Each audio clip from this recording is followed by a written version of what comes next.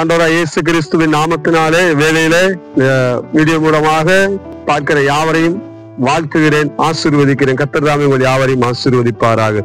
இந்நாளிலும் கூட உங்களோடு நான் பகிர்ந்து கொள்ளும்படியாக தெரிந்து கொள்ளப்பட்டதான தலைப்பில தேவன் நம்மை தெரிந்து கொண்டதின் நோக்கம்.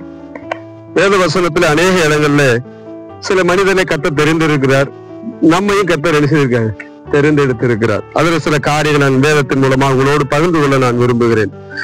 மார்க்கு சுவிசேஷம் 3ஆம் அதிகாரம் 13ஆம் வசனத்தில் இருந்து வாசிக்கிறேன். பின்பு அவர் ஒரு மலையின் மேல் ஏறி தமக்கு சித்தமானவர்களை தம்மிடத்தில் வரவழைத்து அவரிடத்தில் வந்தார்கள். அப்பொழுது அவர் 12 பேரை தெரிந்து கொண்டு அவர்கள் தம்மோடு இருக்கவும் பிரசங்கம் பண்ணும்படியாக தாம் அவரை அனுப்பும்படியாகவும் அவர் என்ன தெரிந்து கொண்டார் என்று வேதம் சொல்லும்.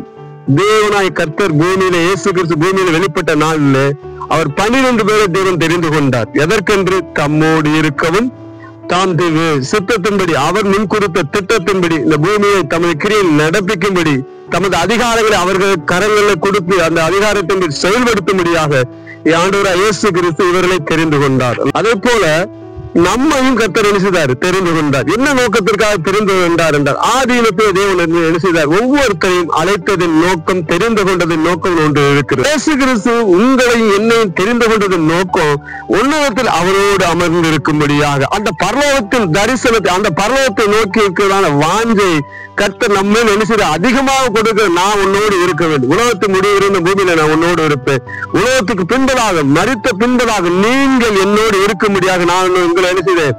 தெரிந்து கொண்டேன். எதற்கு? நித்தியத்திற்கென்று வேதம் என்று சொல்லுகிறது. நித்தியத்திற்கு என்றால் நித்திய ராஜ்யத்தை சுதந்திரித்துக் கொள்ளும்படியாக தேவன் நம்மளை என்ன செய்தாராம்? தெரிந்து கொண்டார் என்று தெசலோனிக்கேயர் புத்தகத்திலையும் தீத்து புத்தகத்திலும் சொல்லப்பட்டிருக்கிறது. ஆமா, அப்ப நாம் தேவனால் தெரிந்து கொள்ளப்பட்டவர்களாக இருக்கிற நாம் தெரிந்து கொள்ளப்பட்ட நோக்கத்தை அறிந்து கொண்டு அதன்படி செயல்படுவதற்கு நாம் என்ன செய்யணும்? முற்பட வேண்டும். அப்போஸ்தலர் காலத்துல வாழ்ந்த எல்லா அப்போஸ்தலர்களுமே தன்னுடைய மறுமை காரியத்தான் தான் சிந்தித்துக் கொண்டிருந்தாங்க. பூமிக்குரிய காரியத்தை குறித்து அவங்க என்ன செய்யல, மேன்மை குறித்து அவங்க சிந்திக்கவே இல்லை, அதன் மேல் தாகமா இல்லை, அதன் மேல் வாஞ்சை இல்லை. ஏன்னா அதன் ஒரு பொருட்டாகவே எண்ணவில்லை.